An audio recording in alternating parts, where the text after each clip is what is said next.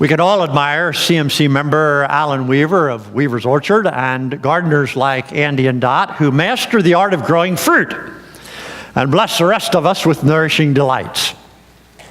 Jesus uses this imagery for the work he does to turn messy lives into productive masterpieces. The biblical fruit we're aiming for, let's just name it on the front end, is to increase in love, joy, peace, patience, kindness, goodness, faithfulness, gentleness, and self-control that Galatians 5 outline, contributing to the ways, the work, and the witness of Jesus. Cindy and my property has about a 50-foot area below our ponds where water flows out of the drains separately before merging into one stream. Cleanup of that patch of soil has become my current day-off project. One of them. But as property owners know, there are highly invasive, non-native plants in our area that take over and can even choke out native plants. And this patch on our property has been overtaken, literally overrun, even large trees, by two such destroyers. Now, fortunately, Austin has certification to use sprays for his business that can kill these nasty thorns and these thick, choking vines. So, when you see my arms all scratched up with pieces of flesh out of them, don't worry that I've become a cutter. I've not.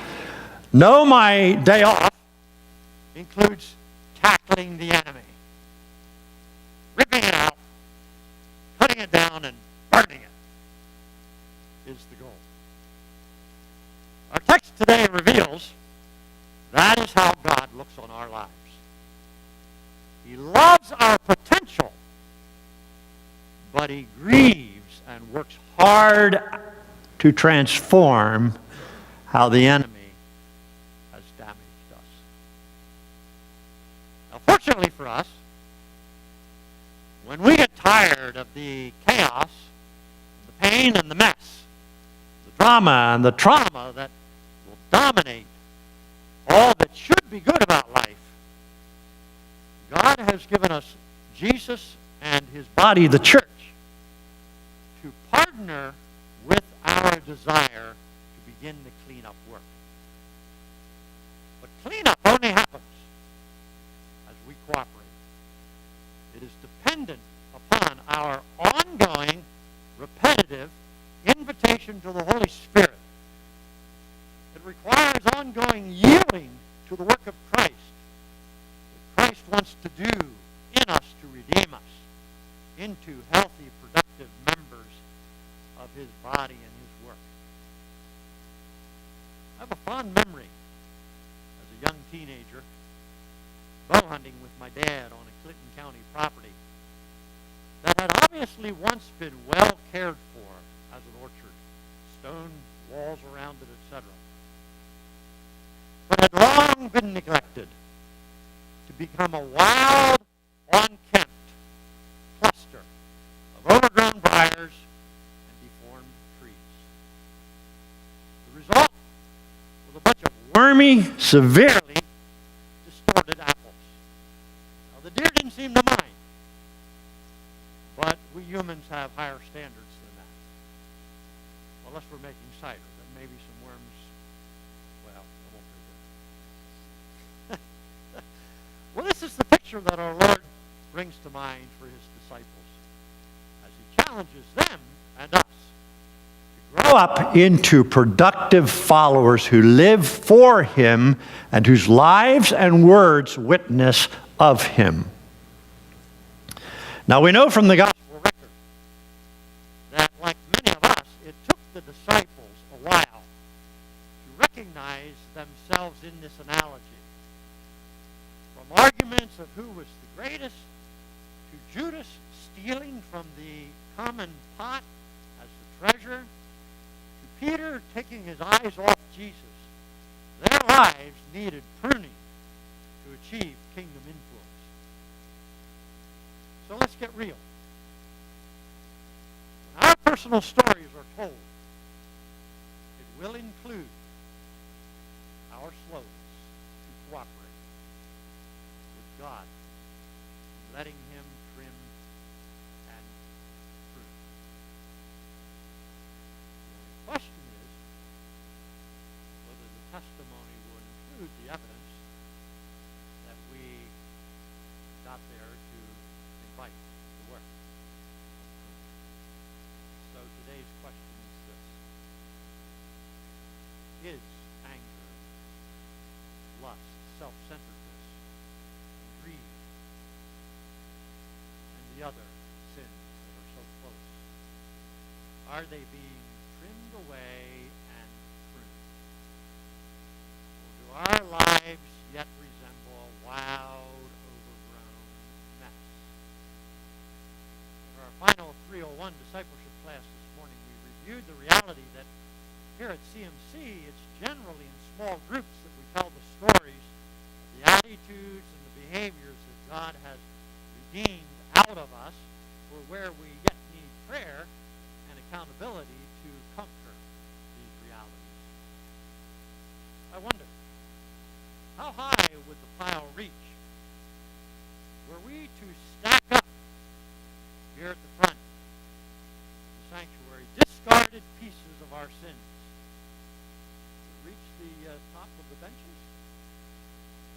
Would it come up level to the platform floor or the top of the pulpit area, or would it reach to the ceiling? The more relevant question is this: if we don't address our sins, how big of a bonfire will they make at the final judgment? Sins not yet confessed, foul language, or sexual unfaithfulness, cheating in business, or taxes, misuse of our bodies, alcohol or drugs, poor diet or lack of exercise, betrayal, slander, gossip, or the sins of omission, like failing to witness when the Holy Spirit has so prompted, failing to stick up for the vulnerable as Scripture is clearly calling us, failure to forgive those who wrong us, failure to be generous and faithful in matters God has stewarded to us, failure to be gracious and loving in relationships around us. Here's what we know from Scripture. Sin has touched and damaged all lives and all relationships, no exception. So were it not for regularly and consistently inviting God to prune us, cut away the violent and the vulgar, we would be, what's Mr. Miller? We would be profound.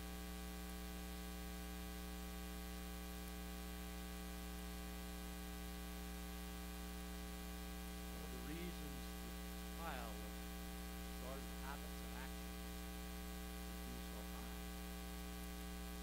is that selfish human nature is persistent, wired into our very DNA.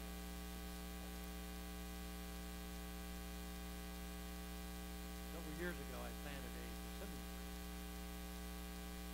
Within a few years, it was reaching and going above 10 feet. It didn't look like it was going to quit anytime soon. Now, it's not wise at my age to climb a step ladder that high.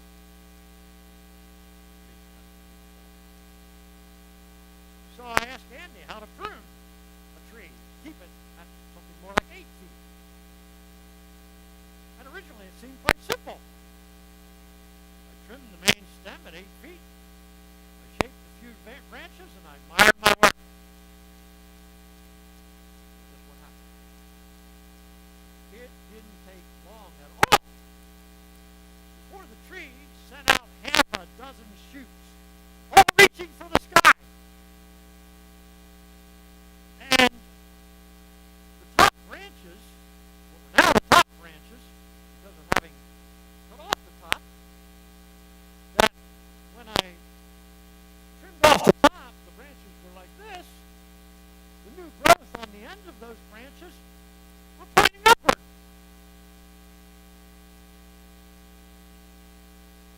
I am in an ongoing battle trying to tame this tree. This tree seems determined to sin against my intentions.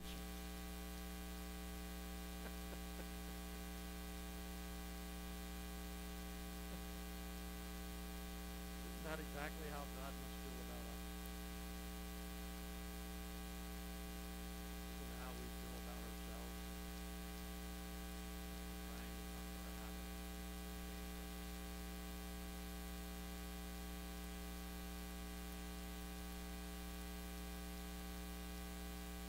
My confession is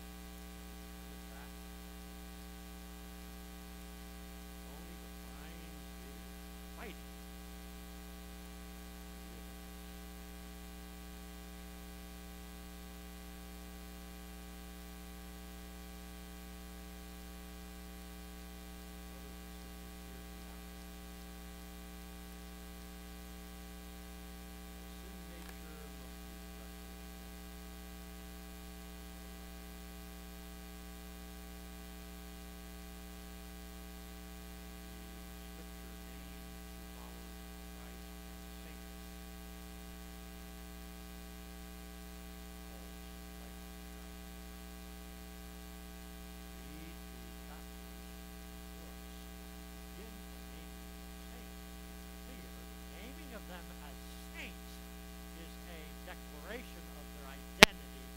Yet their behavior.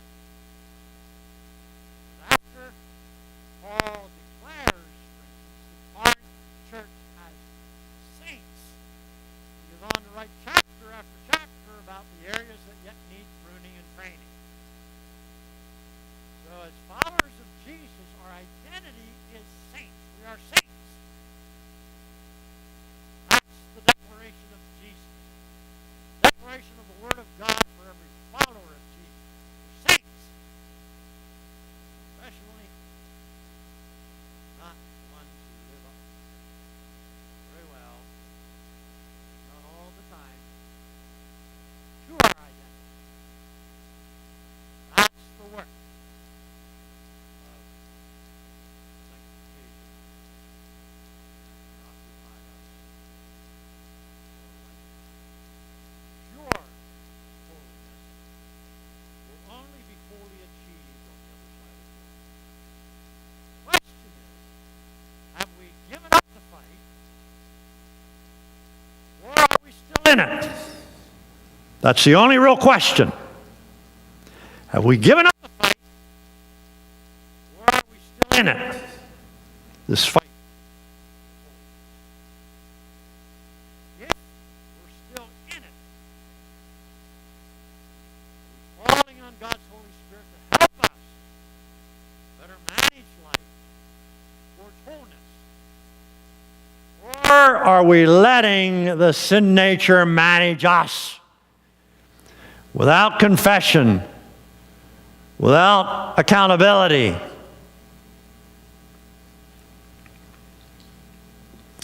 There's no shame in needing areas of life to be pruned away. There is no shame in that reality. The only shame is to live in the illusion that somehow we're the exception.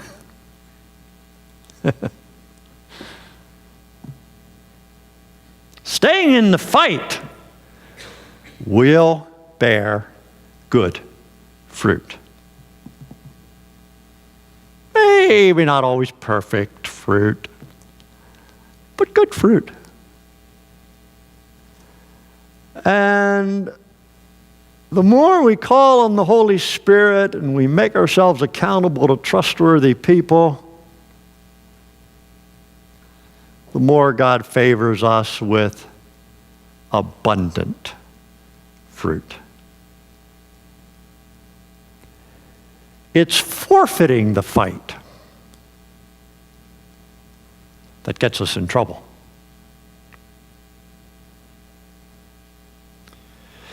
Just as the overgrown orchard I described earlier showed evidence it had once been a well-maintained, prized property, but was now an overgrown mess, so our lives can deteriorate and degenerate if we turn away from the practices that prune away the worst of our human selfishness.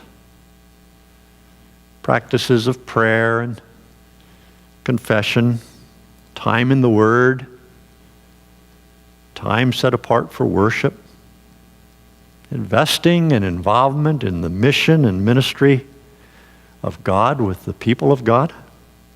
These are the practices and others that will keep us in the fight.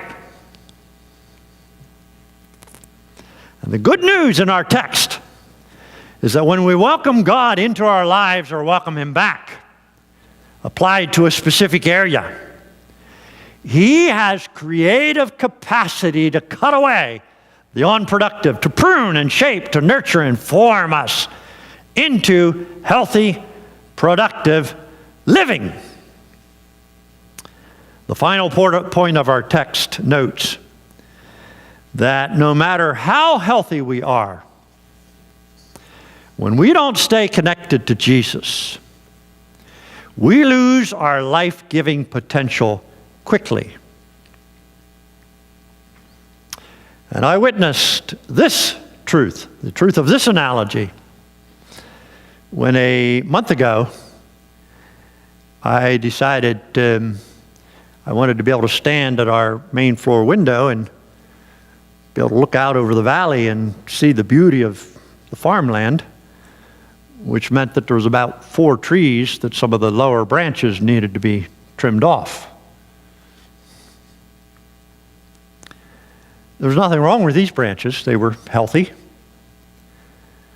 They were full of vibrant life, green leaves. When I cut them, sap immediately oozed out.